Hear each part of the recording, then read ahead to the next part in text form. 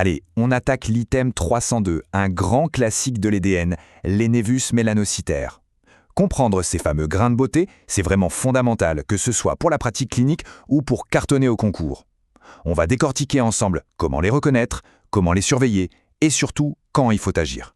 L'objectif, c'est de ne laisser aucune zone d'ombre. C'est parti.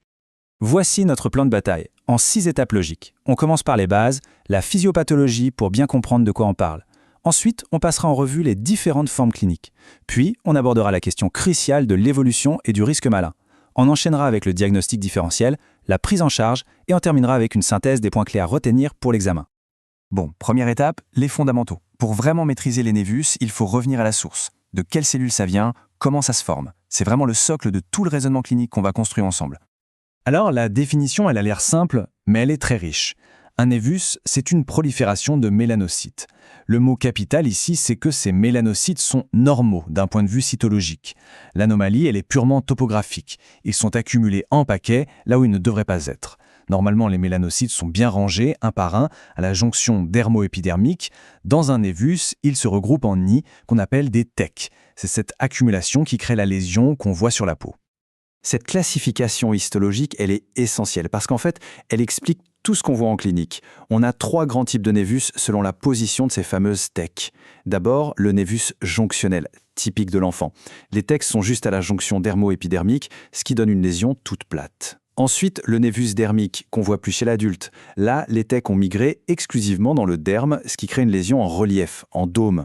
Et entre les deux, on a le névus mixte, ou composé, qui a des tecs à la fois à la jonction et dans le derme. Ce qu'il faut retenir, c'est que la composante jonctionnelle, la plus active, a tendance à disparaître avec l'âge. C'est un signe de maturation du névus. Deuxième partie. Maintenant qu'on a vu l'histologie, voyons comment ça se traduit en pratique. Sur la peau du patient, comment est-ce qu'on reconnaît les différents types de névus ? En clinique, on a principalement 2 grands types de névus communs. D'un côté, les névus pigmentés, qui sont des macules, donc complètement plats. Ça correspond à un névus jonctionnel. Ou alors ils sont très légèrement bombés, et dans ce cas, c'est un névus mixte. De l'autre côté, on a les névus tubéreux. Vous savez, ces petites boules couleur chair ou un peu marron, en dôme, qu'on voit souvent sur le visage. Eh bien ça, histologiquement, ce sont des névus dermiques purs. Le lien entre l'histo et la clinique est donc super direct, c'est assez facile à retenir. Un petit cas particulier à bien avoir en tête, le névus bleu. Son aspect bleu nuit est vraiment très caractéristique. Cette couleur, c'est ce qu'on appelle l'effet Tyndall. C'est un effet d'optique dû à la localisation très profonde dans le derme réticulaire de mélanocytes qui sont bourrés de mélanine. Il apparaît en général à l'âge adulte et c'est une lésion totalement bénigne qui n'évolue pas. Attention, là on aborde une notion capitale pour l'EDN, le névus cliniquement atypique, ou NCA. On dit atypique parce qu'il a des caractéristiques qui rappellent le mélanome, qu'on résume souvent par la règle ABCDE, asymétrie, bords irréguliers, couleur non homogène, diamètre grand et évolution. Mais, et c'est vraiment le message clé, le NCA n'est pas une lésion précancéreuse, c'est un marqueur de risque. Ça veut dire que la personne qui en a est plus à risque de développer un mélanome, mais ce mélanome apparaîtra le plus souvent sur peau saine ailleurs. Donc l'exérèse préventive de tous les NCA n'est absolument pas justifiée. On termine cette section avec quelques autres cas particuliers. D'abord, le névus congénital, qui est là dès la naissance. Son risque de transformation est directement lié à sa taille. Il devient significatif uniquement pour les formes géantes. Ensuite, le névus onguiel. Ça se manifeste par une bande marron sur l'ongle, une mélanonychie. Si la bande est unique, régulière et stable, c'est rassurant. Mais attention, si elle s'élargit, surtout vers la cuticule, ou si la peau autour se pigmente, le fameux signe de Hutchinson, là c'est un drapeau rouge. Enfin, le halonévus, ou phénomène de Sutton. C'est quand un halo tout blanc apparaît autour d'un névus qui finit par disparaître. C'est un processus immunologique et c'est généralement bénin chez les jeunes. Troisième partie, maintenant qu'on sait un peu mieux les reconnaître, on va se poser la question que tout le monde se pose. Comment ça évolue et est-ce que c'est dangereux ? Quel est le vrai risque de transformation en cancer ? En fait, les névus communs ont un vrai cycle de vie. Ils apparaissent dans l'enfance, leur nombre augmente jusqu'à environ 40 ans, puis ils commencent à régresser tout doucement après 60 ans. Un point de vigilance très important, la grossesse. Sous l'effet des hormones, les névus peuvent grossir et foncer. Dans ce contexte, il faut être particulièrement prudent et le moindre doute sur une lésion qui change vite doit mener à une exérèse pour analyse, sans attendre. Alors concrètement, quel est le risque qu'un grain de beauté banal se transforme en mélanome ? Il faut pouvoir rassurer les patients, cette probabilité est extrêmement faible. On l'estime à moins d'une chance sur 100 000. C'est un chiffre à connaître. En réalité, 70 à 80% des mélanomes apparaissent de novo, c'est-à-dire sur une peau où il n'y avait rien avant. Alors si le risque de transformation est si faible, pourquoi est-ce qu'on s'en préoccupe autant? Parce que le véritable enjeu, il est ailleurs. Les névus sont avant tout des marqueurs de risque. La notion essentielle à comprendre, c'est que ce n'est pas le névus individuel qui est dangereux, c'est le phénotype névique global. Avoir beaucoup de névus, surtout s'ils sont grands ou atypiques, ça signe un terrain à risque, une susceptibilité génétique au mélanome. C'est un des facteurs de risque les plus puissants qu'il faut absolument rechercher. Quatrième partie, une section vraiment essentielle pour la pratique et bien sûr pour le concours, le diagnostic différentiel. Savoir faire la part des choses entre un névus et une autre lésion pigmentée, c'est une compétence clé. Voici les principaux diagnostics à ne pas confondre. La kératose séboréique, avec son aspect un peu gras, collé sur la peau. En dermoscopie, on verra des comédons et des kystes.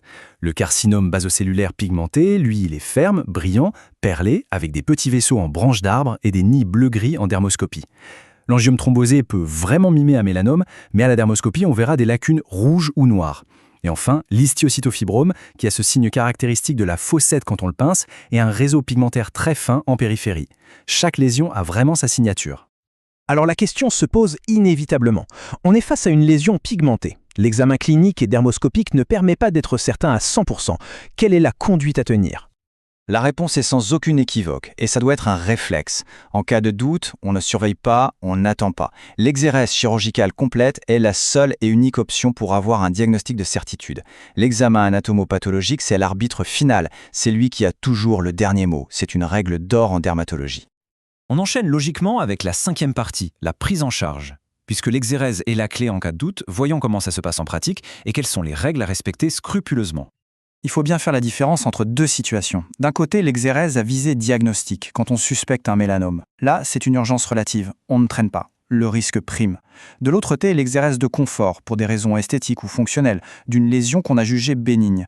Là, il n'y a absolument aucune urgence, et le temps de réflexion du patient est incompressible et doit être tracé, c'est médico-légal. La procédure est assez standard. D'abord, on informe bien le patient sur les bénéfices, les risques, la cicatrice. Ensuite, anesthésie locale.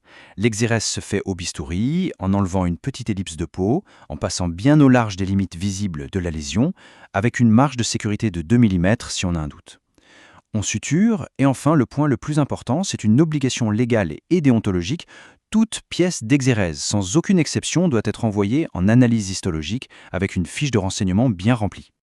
On arrive à la dernière ligne droite, la synthèse. Voici les messages clés, ceux de l'encadré 20.4 du référentiel qu'il faut maîtriser sur le bout des doigts pour l'EDN. C'est vraiment ce qui est attendu de vous. Pour résumer, le névus, c'est la tumeur bénigne la plus fréquente. Son risque de transformation en mélanome est très faible, sauf pour les névus congénitaux géants. Du coup, l'exérèse systématique n'a aucun sens. Par contre, si on décide d'enlever une lésion, peu importe la raison, l'analyse histologique est obligatoire. Et enfin, la surveillance par un spécialiste est réservée aux sujets à haut risque de mélanome, ceux qui ont plein de névus, des névus atypiques ou des antécédents de mélanome. On insiste une dernière fois sur le message le plus important de tout cet item. Face à une lésion pigmentée, la certitude n'est jamais clinique. Elle est histologique. C'est l'examen au microscope qui tranche, qui fait foi. C'est le gold standard absolu, il n'y a pas de discussion. Et pour finir, une dernière question pour bien ancrer les connaissances. Pour un patient qu'on a identifié comme étant à haut risque, au-delà d'enlever une lésion de temps en temps, quelle est la véritable clé de voûte de sa prise en charge sur le long terme? La réponse, c'est l'éducation thérapeutique. Lui apprendre l'autosurveillance, couplée à un suivi médical régulier. C'est ce duo qui permet le dépistage précoce. Et c'est la seule chose qui garantit la guérison du mélanome. Merci de votre attention.